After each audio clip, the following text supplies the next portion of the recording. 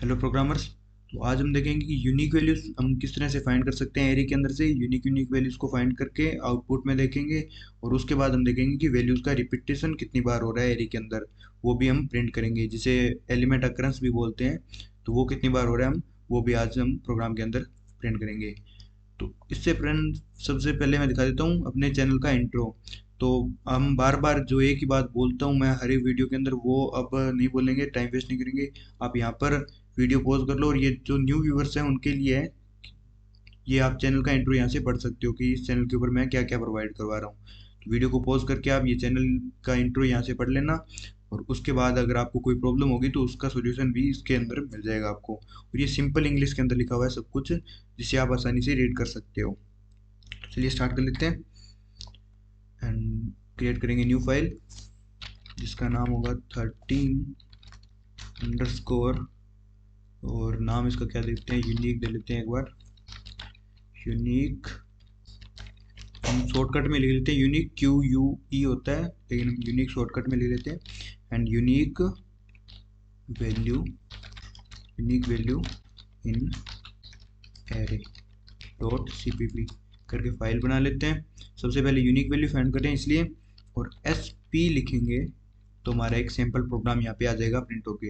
ये user snippet बनाया था हमने, शायद 15 नंबर वीडियो है इसकी, C++ के कोर्स की। C++ की प्लेलिस्ट के अंदर 15 नंबर वीडियो, उसके अंदर अंदर मैंने शुरुआत में ही स्निपेट किस तरह से बनाना है वो बनाना सिखाया था आपको।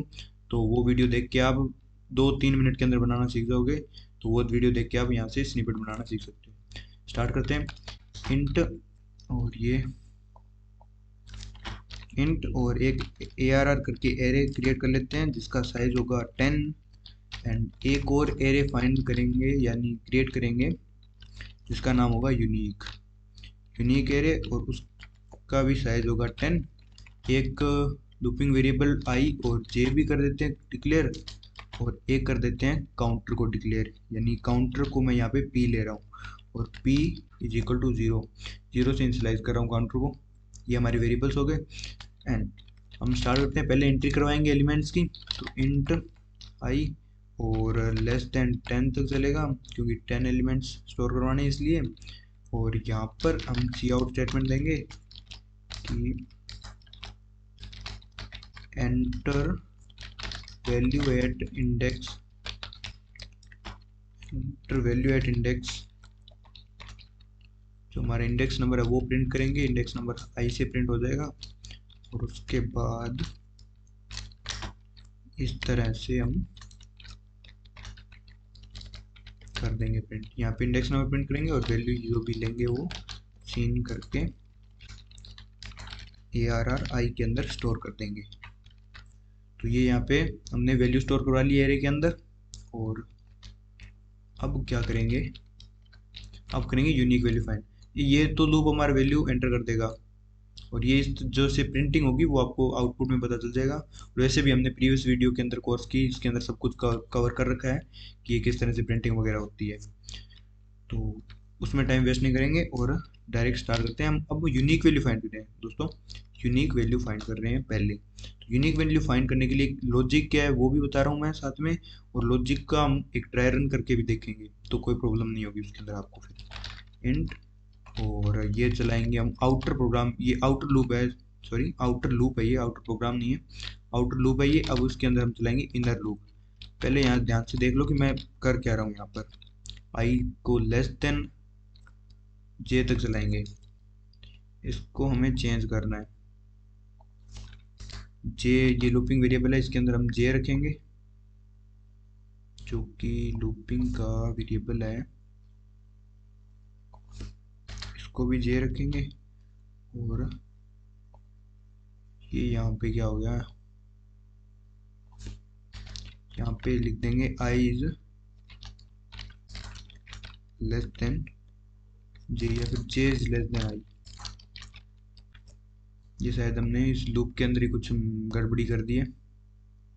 तो यहाँ पर हमें क्या करना है कि आई को पहले प्रिंट करना है। तो जैसे सिंटैक्स चेंज हुआ तो पता ही नहीं चला कि क्या हो रहा है यहाँ पर। आई को क्या करना है, लेस देन तक चेक करना है ना। कोई बात नहीं फ्रेंड्स, हो जाता है इसे। तो वो क्या है कि टैब प्रेस कर दिया था तब थोड़ा गलती होगी आगे पीछे से, तो ये क्या करेगा, I is equal to J is equal to zero check करेगा, और कंडीशन के अंदर चेक करेगा कि आई लेस देन जे है क्या, जे से आई को लेस देन होना चाहिए। तो ठीक है, चलिए स्टार्ट करते हैं आगे। और इसके अंदर हम क्या करेंगे, एक इफ कंडीशन देंगे जो कि करेगी क्या, जो कि करेगी हमारे पास ए आर आर आई को चेक करेगी कि वो इक्वल है क्या A R R of J K, A R R I is equal to A R R of J K equal है या नहीं है। अगर इक्वल हुआ तो हमारा लूप ब्रेक हो जाना चाहिए, लूप को ब्रेक कर देंगे यहाँ पर, इस जगह हम लूप को ब्रेक कर देंगे। अगर हमारी ये कंडीशन हुई कि ए आर आर आई है वो इसके इक्वल हुआ, तो ए आर आर आई ए R R J K equal हुआ तो हमारा लूप यहाँ पे सॉरी ये जो इनर लूप है वो ब्रेक हो जाना चाहिए, आउटर लूप नहीं होगा, इनर लूप यहाँ पे एक बार ब्रेक हो जाएगा, जो एड्रेसन चल रही है वो एक बार ब्रेक हो जाएगी। एंड उसके बाद हम आउटर लूप के अंदर एक और कंडीशन चेक करेंगे कि इफ अगर हमारा आई इज इक्वल टू जे है, आई इज इक्वल टू जे है, तो हमारे पास क्या होना चाहिए कि जो यूनिक हमने बनाया था, यूनिक करके हमने जो वेरिएबल सॉरी एरे बनाया था उसके ith इंडेक्स के ऊपर, नहीं आई नहीं, यहाँ पर काउंटर चलाएंगे पी वाले इंडेक्स के ऊपर स्टोर हो जाना चाहिए ए आर आर एफ आई। तो ये प्रोग्राम मैं लिख रहा हूँ, इसका सिंटेक्स एक बार लॉजिक मैं बता रहा हूँ क्या लॉजिक है इसका, उसके बाद इस लॉजिक को एक्सप्लेन करके बता दूंगा। तो एक बार प्रोग्राम लिखने दे, एंड यहाँ पे कर देंगे पी को प्लस प्लस, तो इस तरह से हमारी यूनिक वैल्यू फाइंड हो जाएगी और पी के अंदर स्टोर हो जाएगी। अब देखते हैं यहाँ पे किया क्या मैंने, पहले मैं ये बता दूँ कि शुरू से देख लेते हैं एक बार। एक एरे क्रिएट किया 10 वैल्यूज़ का, और उसके अंदर हमने इस लूप की मदद से 10 की 10 वैल्यू स्टोर करवा दी। फिर एक और एरे है यूनिक नाम से, जिस जो भी साइज उसका 10 है, लेकिन उसके अंदर हम कौन सी वैल्यू स्टोर करवाएंगे, यूनिक वैल्यूज, जो जो यूनिक वैल्यू फाइंड होगी वो हम उसके अंदर स्टोर करवाएंगे। एंड उसके बाद हमारे लूपिंग वेरिएबल आई और जे हैं, और उसके बाद हमारे पास एक काउंटर वेरिएबल है पी, जो कि 0 से इनिशियलाइज है, क्योंकि जो इसके अंदर स्टोर करेगा, इस यहाँ पे यूज़ करेंगे यूनिक के अंदर वैल्यू स्टोर करने के लिए, पहले 0th इंडेक्स पे स्टोर होगी, उसके बाद जब ये चलेगा तो प्लस प्लस इसे अपने आप कर लेगा। तो इस तरह से अब जो इनर लूप है, जिसे ये लूप है यूनिक वैल्यू फाइंड करने का, इतना ये जो लूप लिखा है बस इसे एक बार समझना ध्यान से बस यहाँ पर, कि एक बार इसे साथ में ड्राई रन भी करके देखते हैं। जो ये आउटर लूप है वो चलेगा less than sorry equal to 0 से आई इज लेस देन 10 तक, आई इज लेस देन 10 तक चलेगा। और जो हमारा इनर लूप है वो चलेगा J is less than I, J is less than I तक चलेगा या फिर ग्रेटर देन आई तक, तो कि जे इक्वल टू 0 एंड ठीक है ये सही है बिल्कुल। कंट्रोल सॉरी शिफ्ट ऑल्ट और एफ प्रेस के डॉक्यूमेंट को फॉर्मेट कर लेना, ताकि ये सही हो जाएगा सारा डॉक्यूमेंट अपने आप फॉर्मेट होके। तो इस तरह से अब हम क्या करते हैं, इसका ड्राई रन करते हैं। ड्राई रन करने के लिए क्या कर लेते हैं, रन बाद में करेंगे, पहले ड्राई रन कर लेते हैं। और ड्राई रन दोस्तों कर लिया करो प्रोग्राम को रन करने से पहले, क्योंकि अगर कंपाइलर ही आपको गलती बताएगा उससे पहले अगर आप अपनी गलती फाइंड करोगे ना, तो वो ज़्यादा बेस्ट रहेगा। तो अभी रन करके देख लेते हैं, और मैं आपके साथ में ये सोच रहा हूँ ये लॉजिक, तो मैंने कोई पहले से ये लॉजिक सोच के नहीं बैठा था।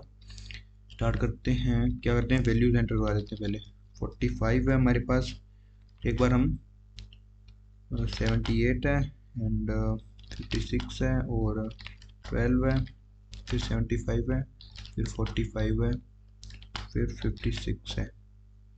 तो ये हमारे पास इतनी वैल्यूज हैं। थोड़ा रिपीटेशन देख लेते हैं कि किस तरह से ये हमारा इसके ऊपर वर्क कर जाए। 1 2 3 4 5 6 7 और ये होगी 8, ये होगी हमारी 9th नंबर, और ये हो गया 10 नंबर। तो ये हमने 10 एलिमेंट यहाँ पे एंटर कर लिए हैं अपने, इस तरह से। अब हम फाइंड करना स्टार्ट करते हैं कि i इज इक्वल टू 0 है, पहले i 0 के लिए रन करेगा, और j भी 0 के लिए, फर्स्ट लूप है वो j 0 के लिए चलेगा। तो i की वैल्यू भी 0 और j की वैल्यू भी 0, तो 0 और 0 इंडेक्स पे क्या है, 45 दोनों इक्वल है 45, क्योंकि यहाँ पर भी 45 वैल्यू आएगी, यहाँ पर भी 45 आएगी, क्योंकि दोनों इंडेक्स 0 को शो कर रहे हैं। तो 45 इक्वल है दोनों, तो यहाँ पे ब्रेक हो जाएगा लूप आपका, ये लूप यहाँ पे ब्रेक हो गया। और यहाँ पे वैल्यू क्या थी आपके पास, i इज इक्वल टू 0 और j इज इक्वल टू 0 थी। तो ये लूप यहाँ पे इनर, ये आपका लूप ब्रेक हो गया यहाँ से, इसकी आइट्रेशन ब्रेक हो गई, और जब ये नेक्स्ट आइट्रेशन के लिए चलेगा नहीं, अब ये आउटर लूप के अंदर आ जाएगा। आउटर लूप के अंदर आ गया, आउटर लूप के अंदर ये चेक करेगा कि i is equal to j है क्या। i is equal to j, क्योंकि हमें एलिमेंट को भी तो स्टोर करना पड़ेगा, तो एलिमेंट को अगर स्टोर करना है तो i is equal to j मिला है हमें, क्योंकि i और j की वैल्यू सेम है, तो इसलिए हमारे पास ये 45 है।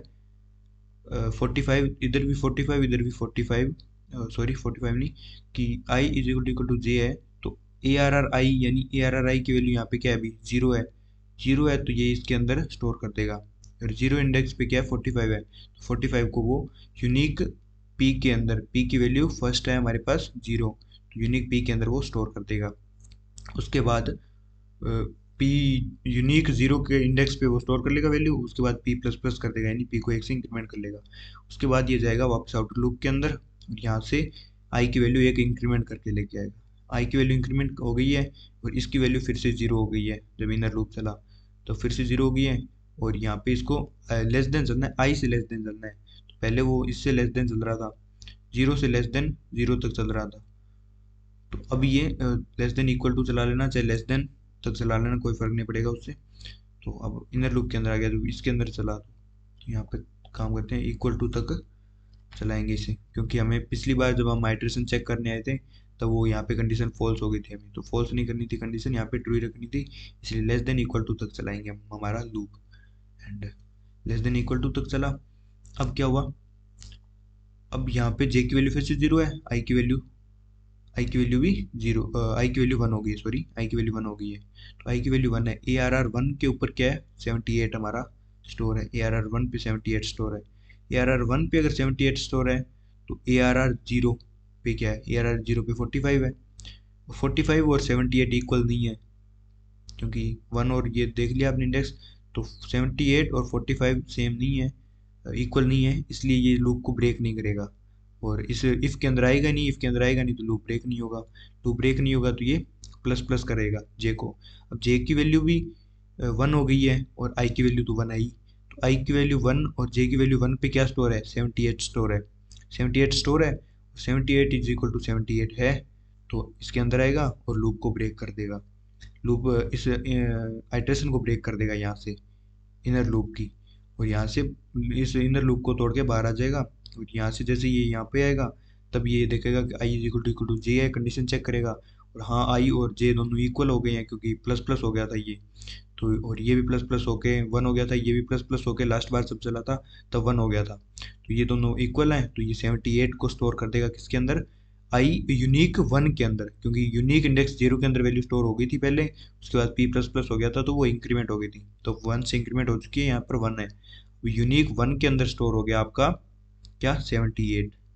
यहाँ पे जो स्टोर हुई थी यूनिक की वैल्यू वो भी साथ साथ में लिख लेते हैं, यूनिक जो हमारे पास है उसके 0 इंडेक्स के ऊपर क्या स्टोर हुआ है, 45, 0 इंडेक्स पे 45 स्टोर हुआ है। एंड काम करते हैं, इसको थोड़ा कमेंट आउट कर लेते हैं ताकि एरर ना आए। अब यूनिक इंडेक्स नंबर है इसका 1, इंडेक्स नंबर यूनिक के 1 के अंदर हमने क्या स्टोर कर लिया है, 78, ठीक है, 78 इसके अंदर स्टोर हो गया।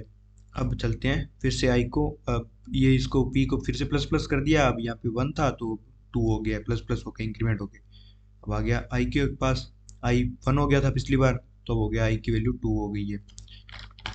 चेक कर ही लेते हैं, यहाँ पर जब फर्स्ट बार चला था तब y की वैल्यू 0 थी, और यहाँ पे इसको कमेंट आउट कर देते हैं, फर्स्ट बार चला तब y की वैल्यू 0 थी, सेकंड बार चला हमारा, इस बार जब पिछली बार आए हैं तो सेकंड बार चला तो i की वैल्यू 1 हो गई थी, और इस बार जब जा रहे हैं आगे तो i की वैल्यू 2 करके यहाँ पे जा रहा है, तो नेक्स्ट बार आएंगे तब हम देख लेंगे, i की वैल्यू यहाँ पे 2 करके जा रहा है।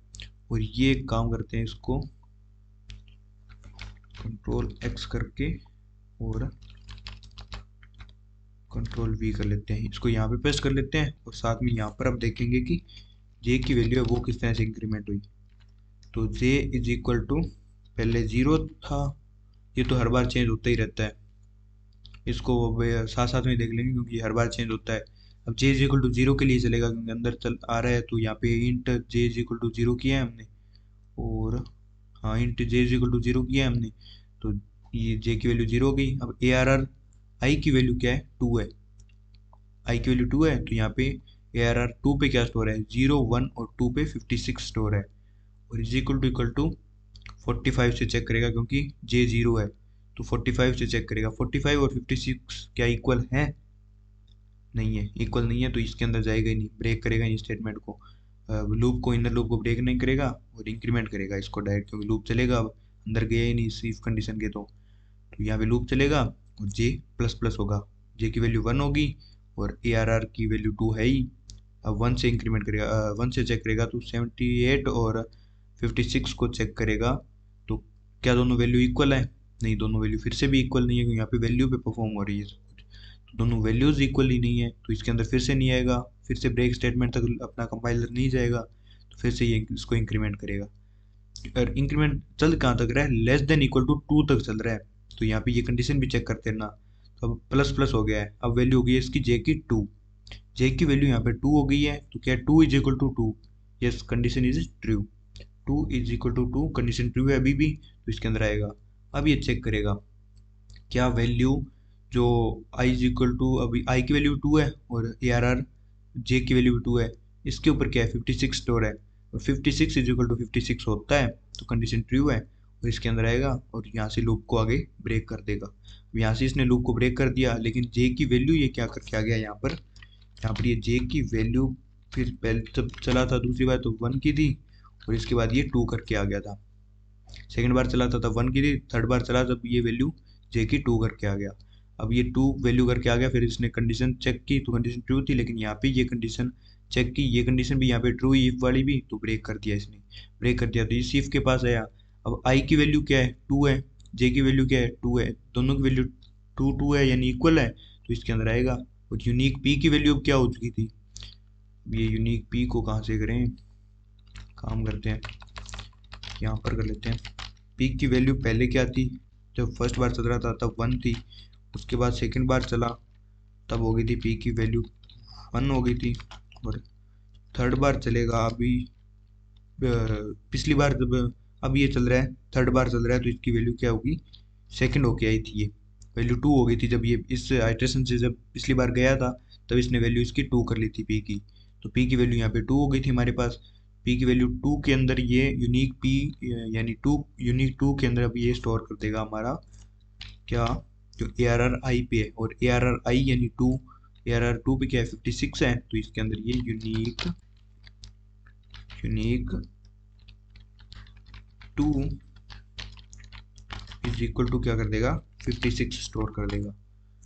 अभी तक तो ये हमारी वैल्यूज यूनिक की आ रही है, ठीक है, और फिर ये आ गया 12 पे, तो ये 12 के लिए भी इसी तरह से चेक करेगा, आएगा इंक्रीमेंट हो गई, आई की वैल्यू इंक्रीमेंट हुई है हमारे पास, आई की वैल्यू क्या हो गई है 3, आई की वैल्यू 3 हो गई, और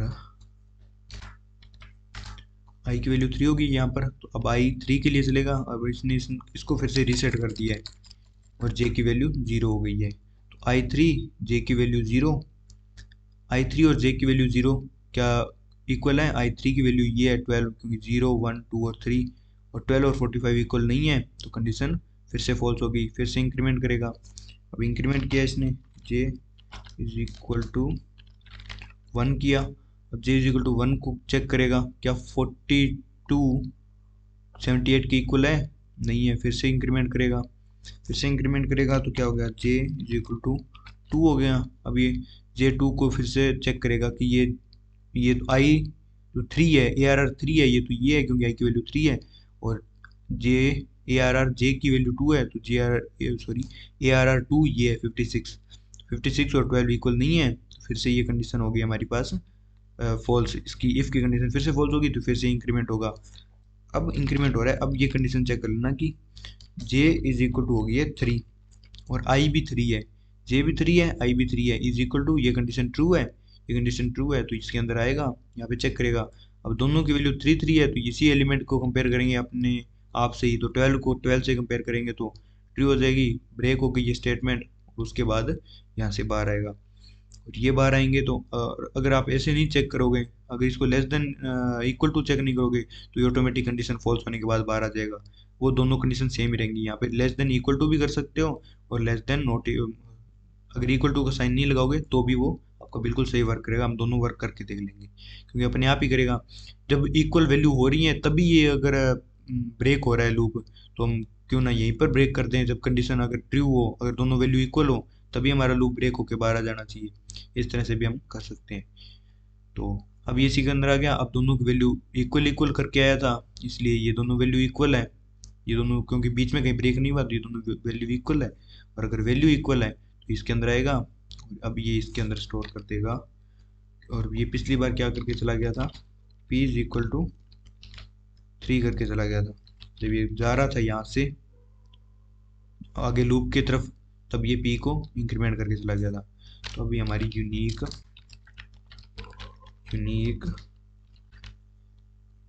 3 के अंदर स्टोर कर लेगा हमारी जो वैल्यूज हैं।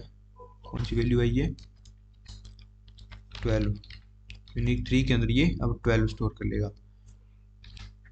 इस तरह यूनिक बी के अंदर 12 स्टोर कर लिया। अब ये जब यहाँ से जा रहा है नीचे वाली स्टेटमेंट पे आया, जब इसने इसको इक्वल करके जब यहाँ पे आया, तो इसने फिर से पी को इंक्रीमेंट कर दिया। पी की वैल्यू कर दी इसने 4, पी की वैल्यू 4 कर दी। अब ये फिर से जाएगा, अब फिर से जाएगा और यहाँ पे आई की वैल्यू क्या करेगा, 3 करेगा।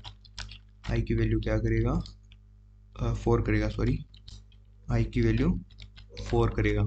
आई की वैल्यू 4 करेगा और ये फिर से इसको फिर से जब I int J is equal to 0 है, तो ये फिर से 0 हो गई इसकी वैल्यू। अब ये फिर से 0 से चलेगा, फिर से 0 से चलेगा। आई की वैल्यू 4, 4 पे क्या है 75। और ये अब 75, अगर 75 पहले है ही नहीं, अब मैं तो पता चल गया, तो हम बार बार क्यों इसे रन कर रहे हैं। तो इसके पास 75 नहीं है, तो ये यहाँ पे पी की 4 के अंदर, यूनिक 4 के अंदर 75 को स्टोर कर देगा, क्योंकि सेम ही रनिंग होगी जैसे हमारी पहले रनिंग हुई थी। तो इसके अंदर 4 के अंदर क्या करेगा, 75 को स्टोर कर देगा। और इसके 4th इंडेक्स पे 75 को ये स्टोर कर देगा। तो जब यहाँ से जाएगा अब इस बार, तो ये p की वैल्यू फिर से इंक्रीमेंट कर जाएगा और इस बार p की वैल्यू 5 करके चला जाएगा यहाँ से। और जब ये 5 करके चला गया, अब यहाँ से तो अभी फिर से इसके अंदर आया, i की वैल्यू इसने क्या की है यहाँ पर 5, i इक्वल टू 5 की है वैल्यू, आई 5 है, ये इसको तो फिर से 0 ही कर दिया इसने, जो भी पिछली बार चला था उसको फिर से 0 कर दिया। फिर से चेक करेगा, आई 5 पे क्या है भाई 45, आई 5 पे 45 स्टोर है। और आई 0 पे क्या स्टोर है, आई 0 है, क्योंकि आई की वैल्यू 0, सॉरी जे की वैल्यू 0 है, तो यार 0 पे क्या स्टोर है 45। दोनों इक्वल है, तो ये इसके अंदर आएगा और ब्रेक कर देगा। दोनों वैल्यू इक्वल थी तो इसने ब्रेक कर दिया। और अब इसके, अब यहाँ से तो ब्रेक हो गया, अब यहाँ पे आके चेक की तो आई की वैल्यू तो 5 थी, और लास्ट बार जब ये ब्रेक होके आया तो उससे पहले जे की वैल्यू 0 थी, तो ये भी ट्रू नहीं है, तो यहाँ से भी बाहर चला जाएगा। और इसलिए हमारे पास जो यूनिक वैल्यू थी 45 हमने पहले स्टोर की थी, वो 45 ही पड़ी रहेगी, 45 फिर से हमारे पास स्टोर नहीं होगी। और इसी तरह से ये रनिंग होगी। आप भी इसके आगे का प्रोग्राम ड्राई रन कर लेना, वरना हमारी आगे हम करेंगे तो वीडियो लंबी हो जाएगी। तो हमने ड्राई रन करके देख लिया, हमारा प्रोग्राम बिल्कुल सही चल रहा है, ठीक है। और इस तरह से आप यूनिक वैल्यूज को फाइंड कर सकते हो। टाइम ज़्यादा लग गया ड्राई रन करने में, लेकिन समझाना ज़रूरी था ड्राई इसको, लॉजिक को, क्योंकि ये लॉजिक समझ में नहीं आता वैसे किसी को भी। और अगर आप इसका कोई और लॉजिक क्रिएट कर सकते हो तो आप क्रिएट करने की ज़रूर कोशिश करना, लॉजिक बनाने की कोशिश किया करो। एंड ये लॉजिक इसका यूनिक वैल्यू को फाइंड करने का जो था मैंने आपको बता दिया। अब यहाँ पे क्या करेंगे, एक और लूप चलाएंगे, क्योंकि प्रिंट भी तो करना है यूनिक वैल्यू को। तो ये लूप चलेगा इंट से, सॉरी इंटीजर टाइप है, और इसका जो लूपिंग वेरिएबल है वो यही रखेंगे, लेकिन इसको चलाएंगे पी तक, क्योंकि जहाँ तक हमारी पी की वैल्यू इंक्रीमेंट हुई होगी वहाँ तक ही आपका एरे स्टोर हुआ होगा, तब तक नहीं चल सकते हो, क्योंकि आगे वैल्यू हो सकता है स्टोर हुई हो या ना हुई हो। तो पी तक चलाओगे आप, और उसके बाद इंक्रीमेंट करने के बाद यहाँ पे क्या करोगे कि जो एक स्टेटमेंट दे दोगे यूजर को, दी वैल्यू या फिर दी एलिमेंट कर लेते हैं, दी एलिमेंट, क्योंकि एरे के अंदर एलिमेंट ही होते हैं। दी एलिमेंट, यहाँ पे यूनिक एलिमेंट को प्रिंट कर देंगे साथ में, ताकि पता भी चले कि कौन सा एलिमेंट कितनी बार है। The element this is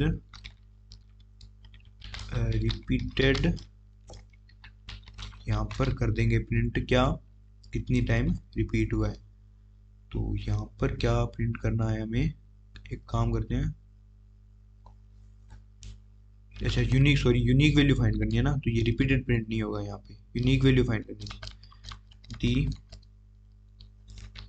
all, हम आगे रिपीटेड वैल्यू आगे फाइंड करेंगे, इसके बाद अब ये भी बताऊंगा कि रिपीटेड वैल्यू किस तरह से फाइंड करनी है।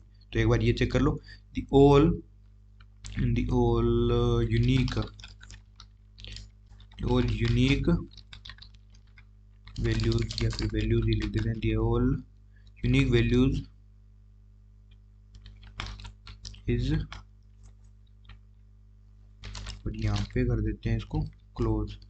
काम करो, इस स्टेटमेंट को यहाँ से बाहर ले जाओ, वरना ये फिर से प्रिंट होगी बार बार लूप के अंदर। तो हमें इस स्टेटमेंट को लूप के अंदर बार बार प्रिंट नहीं करना है, हमें सिर्फ लूप के अंदर क्या वैल्यूज ही प्रिंट करनी है।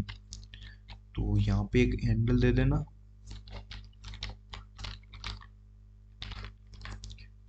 ताकि ये वैल्यूज नेक्स्ट लाइन में प्रिंट हो। और यहाँ पर आपको क्या करना है, सी आउट करवा देनी है, जो कि आपकी यूनिक वैल्यूज है। यूनिक आई को आपको सी आउट करवा देना, यूनिक वैल्यू है वो आपकी प्रिंट हो जाएगी। यूनिक जो एरिया था उसके अंदर जो वैल्यू स्टोर हुई थी वो प्रिंट हो जाएंगी बाय एक हैंडल का यूज करके। तो ये हो गया आपका यूनिक वैल्यू फाइंड करने का प्रोग्राम। F3 प्रेस करके रन कर लेते हैं इसे। प्रोग्राम रन हो गया है, पूछ रहे हैं enter value at index 0, enter value at index number 0, 0 पे जो 0 नंबर इंडेक्स पे हमें कौन सा एलिमेंट स्टोर करना है वो। और इस तरह से ये हमने जो वो प्रिंटिंग दी थी, यहाँ पर काम करते हैं, कंट्रोल B करते हैं, हाइड हो जाएगी ये टास्क बार। ये देखो enter value at index, enter value at index, अब जो आई था वो प्रिंट होते आ रहा है बार बार। जब आगे से आगे लूप चल रहा है तो आई की वैल्यू हर बार प्रिंट होके आ रही है, मतलब हमें पता चल रहा है कि कौन से इंडेक्स पे हम वैल्यू स्टोर कर रहे हैं। तो 90, सॉरी यहाँ पे नहीं करना था हमें, यहाँ पे एंट्री करनी है। अगर वहाँ पे क्लिक कर देते हो तो एंट्री वहाँ पे होगी, इस साइड एंट्री करने के लिए इस साइड क्लिक करना है। 98, फिर से 45 स्टोर कर देते हैं, फिर से 87 स्टोर कर देते हैं, फिर से 98 स्टोर कर देते हैं, 65, फिर से 45 स्टोर कर देते हैं, 98 फिर से कर देते हैं, 23 कर देते हैं। All values is, all unique value is, unique value print होगी क्यों नहीं आई, चेक करते हैं यहाँ पर क्या प्रॉब्लम हुई है। यूनिक आई,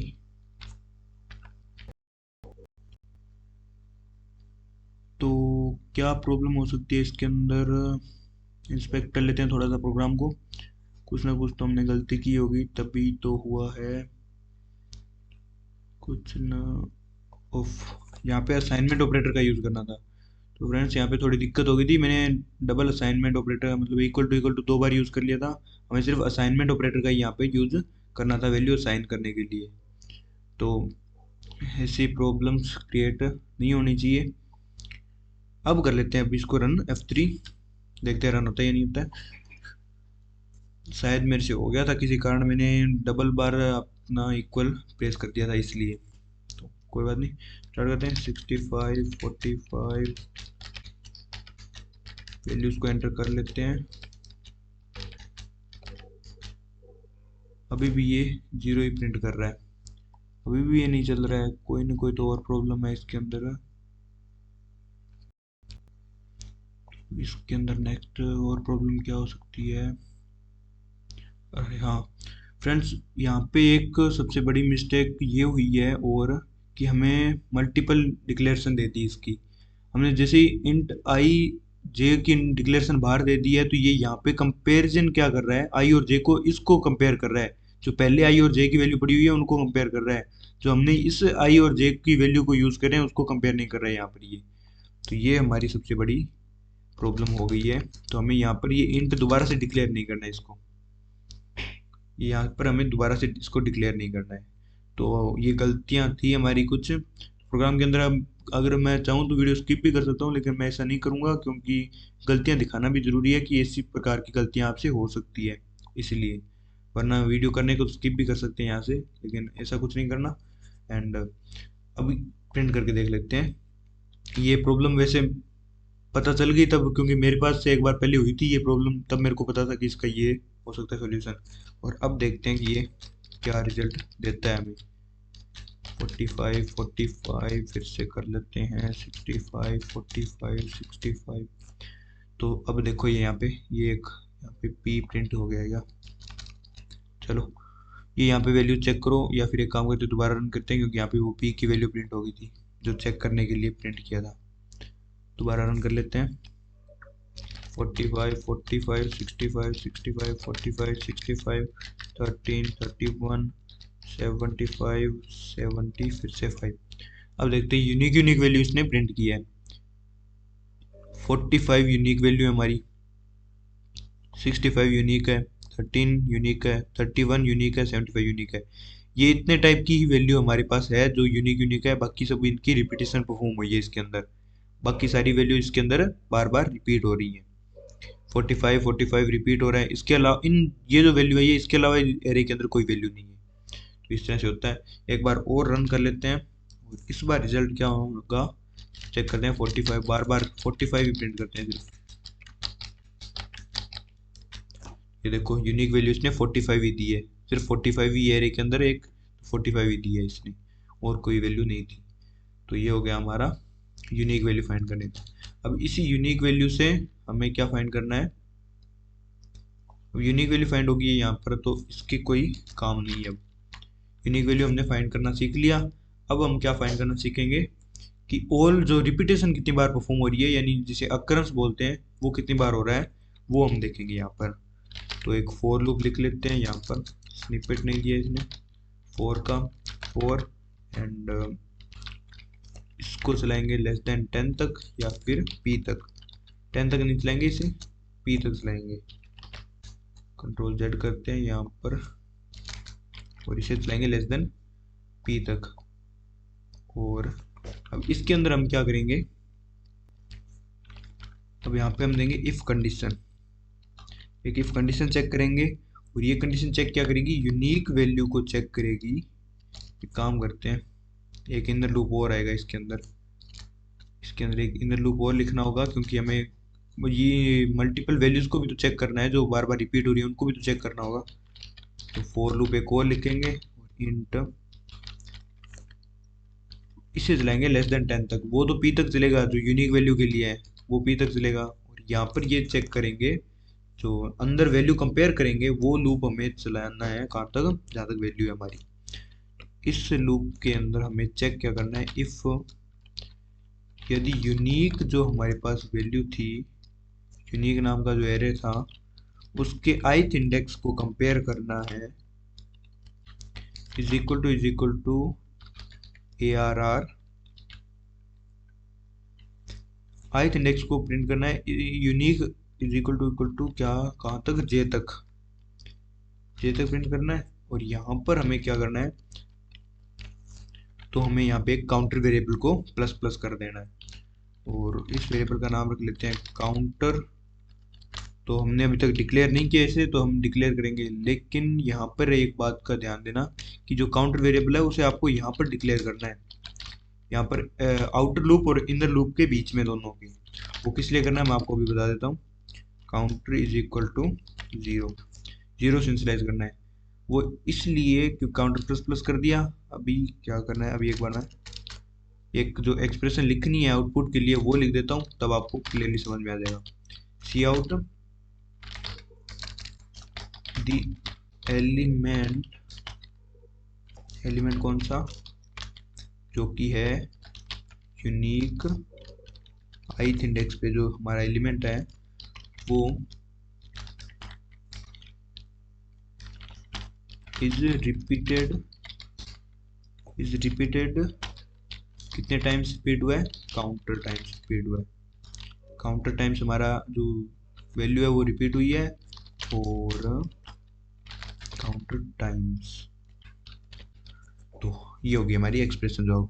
अब देखना यहाँ पे मैंने क्या किया, एक आउटर लूप चलाया जो कि चलेगा लेस देन पी तक, यानी जितनी यूनिक वैल्यू है उन्हीं को चेक करना है सिर्फ, उसके अलावा कोई वैल्यू चेक नहीं करनी हमने को यहाँ पर। तो जो यूनिक वैल्यू हमने फाइंड कर ली थी उनको चेक करना है कि वो कितनी बार रिपीट हुई है, तो ये चलेगा हमारा यूनिक वैल्यू के लिए। और यहाँ पे एक काउंटर वेरिएबल दिया है हमने, जीरो से इनिशियलाइज किया है, वो इसलिए क्योंकि ये काउंटर वेरिएबल यहाँ पर तो काउंटर की वैल्यू जीरो कर देगा, फिर इसके अंदर कंपेरिजन होगा, काउंटर प्लस प्लस होगा, उसके बाद ये जब आएगा, ये तो इफ का है, इस कर्ली ब्रैकेट के बाद जब ये आउटर लूप की तरफ जा रहा होगा तब ये यहाँ पे इस एक्सप्रेशन को यहाँ पे ये प्रिंट करेगा। इनर लूप से बाहर आने के बाद इसको प्रिंट करेगा। तो इसको प्रिंट करने के लिए से क्या चाहिए होगा, यूनिक आई की वैल्यू चाहिए होगी, जो यूनिक आई जीरो पे स्टोर होगा वो, और वो कितनी बार रिपीट हुआ होगा वो यहाँ पे ये चेक कर लेगा। यानी यूनिक आई जो आई की वैल्यू जीरो है तो जीरो इंडेक्स को चेक करेगा पहले वो जीरो वाले से, क्या वो जीरो से जीरो कंपेयर होता है। जैसे 45 हमारा जो यूनिक था वो 45 से कंपेयर होगा, 45 से अगर कंपेयर होगा तो वो प्लस प्लस कर देगा। ये प्लस प्लस इसलिए हुआ, प्लस प्लस करना ये जरूरी था, वो इसलिए हुआ क्योंकि हमें एटलीस्ट अगर वन टाइम अगर वो एरे आया हुआ है एलिमेंट, तो हम वहाँ पर ये भी तो प्रिंट करेंगे कि वन टाइम आया हुआ है। अगर वन टाइम आया तो वो भी प्रिंट करेंगे, इसलिए हम काउंटर को प्लस प्लस कर देंगे दोनों वैल्यू को इक्वल होने पे, क्योंकि फर्स्ट टाइम तो काउंटर प्लस प्लस होना ही चाहिए, तो इसलिए फर्स्ट टाइम भी प्लस प्लस हो जाएगा। जब नेक्स्ट वैल्यू के लिए चलेगा, क्योंकि इनर लूप पहले चलेगा, जे प्लस प्लस के लिए चलेगा, और जे प्लस प्लस होके ये इनर लूप ये क्या दोनों को आई के लिए चला दिया। काम करते हैं यहाँ पर, ये थोड़ा मिस्टेक है कि दोनों लूप आई के लिए चल गए, मैं चलाने जे के लिए, ये बाद में मिस्टेक काउंट होती है इसलिए पहले देख लिया हमने। तो ये हो गया। अब ये जे प्लस प्लस हुआ और इसने वन के लिए चलाया, ये वन से कंपेयर कर लेगा, वन वाले से, फिर टू वाले से कंपेयर कर लेगा, इस तरह ये टोटल एलिमेंट्स को कंपेयर कर लेगा किससे, 45 से, यानी जो फर्स्ट यूनिक वैल्यू हमारे पास काउंट हुई थी उससे। फिर उससे कंपेयर करने के बाद ये इसके बाहर आएगा और यहाँ पे जो काउंट की वैल्यू गई वो कितनी बार प्रिंट हुआ है वो बता देगा, और जैसे हमें ये एक्सप्रेशन लिखी है इस तरह से प्रिंट होके आ जाएगी। फिर ये इसके अंदर चला जाएगा, फिर से ये इसको इंक्रीमेंट कर लेगा, नेक्स्ट काउंटर पे चला जाएगा, नेक्स्ट यूनिक वैल्यू पे, और यहाँ से फिर से काउंटर को जीरो जीरो करेगा, क्योंकि नेक्स्ट एलिमेंट के लिए पहले से जीरो जीरो करना होगा, फिर से उसे काउंट करना स्टार्ट करेगा। इस तरह से होगा ये रहा। अगर कुछ भी समझ में नहीं आया तो थोड़ा बेक करके देख लेना, क्योंकि थोड़ा फास्ट बताना पड़ता है क्योंकि वीडियो ज़्यादा लंबी हो रही है इसलिए।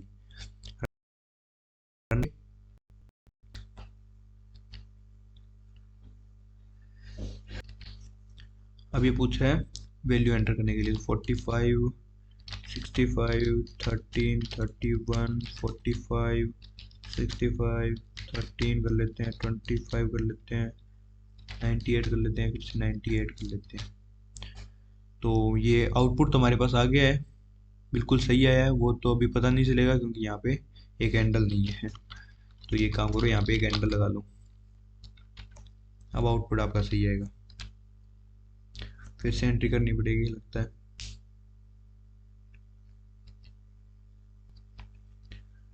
एंट्री करते हैं 45 65 98 45 98 65 23 23 13 13।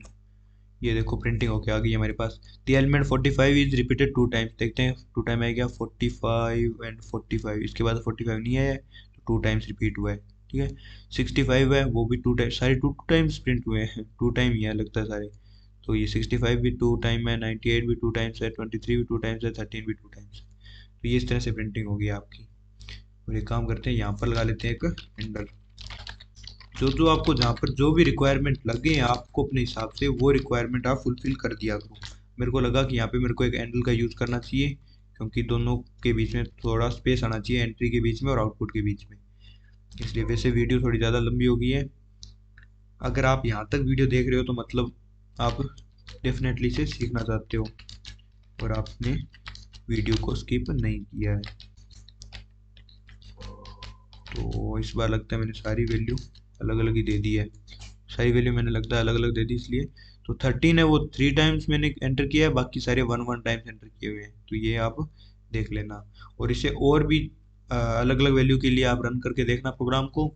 और ये अगर हमने बीच में लॉजिक डिस्कशन किया था, वहाँ पर अगर आपको लॉजिक वो समझ में नहीं है यूनिक वैल्यू को फाइंड करने का, तो थोड़ा वीडियो को रिवर्स करके फिर से देख लेना, आपको समझ में आ जाएगा।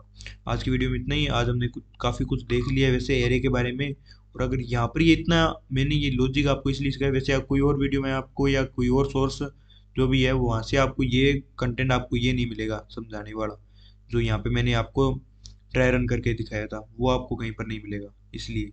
और वो ड्राई रन अगर आप देखते हो तो उसके अंदर आपको ये क्लियर हो जाएगा कि ये किस तरह से वर्क करेगा लॉजिक, वरना ये ऐसे लॉजिक समझ में भी नहीं आएगा।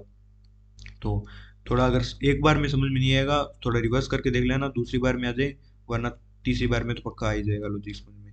और ये कंप्लीट प्रोग्राम को आप लिख के भी देख लेना, और अपने हैंड रिटन नोट्स भी क्रिएट किया करो साथ साथ में, उससे ज़्यादा आपको, क्योंकि हैंड रिटन नोट्स होते हैं वो ज़्यादा यूज़फुल होते हैं। तो इस वीडियो में आज के लिए इतना ही, और नेक्स्ट वीडियो में देखेंगे। एंड ये मल्टीपल्स भी कोड ओपन हो गए हैं, इनको क्लोज कर लेते हैं।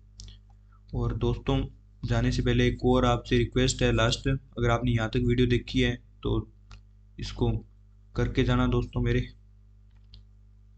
क्या चैनल को सब्सक्राइब करके जाना।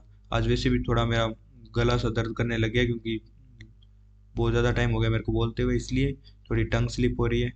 तो सॉरी अगर मेरे से कुछ बोलने में, बीच में कुछ वीडियो के बोलने में गलती हुई है तो उसके लिए माफ़ कर देना, क्योंकि आज कुछ ज़्यादा ही लंबे टाइम तक हम एक साथ बोले जा रहा हूँ, इसलिए थोड़ी टंग स्लिप होने लगी थी मेरी।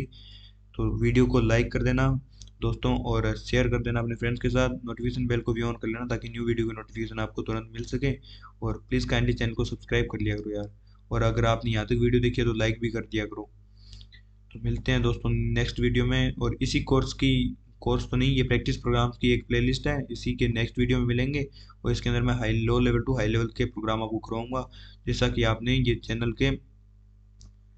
के ये इंट्रो के अंदर देख लिया था। ये इंट्रो मैंने आपको दिखाया था, आप इंट्रो आप देख लेना कि क्या इंट्रो है चैनल का। इसके अंदर मैंने कंप्लीट आपको बताया है सिंपल इंग्लिश के अंदर, ये सारा कुछ लिखा हुआ है, इसको पढ़ के देख लेना। ये प्लेलिस्ट है और ये वीडियो है जो एनवायरनमेंट सेट करने के लिए मैंने बनाई हुई है। तो विंडो डी प्रेस करते हैं, बाहर आ जाएंगे इससे। और थैंक यू फ्रेंड्स, मिलते हैं नेक्स्ट वीडियो में। Thanks for watching this video and bye bye, take care.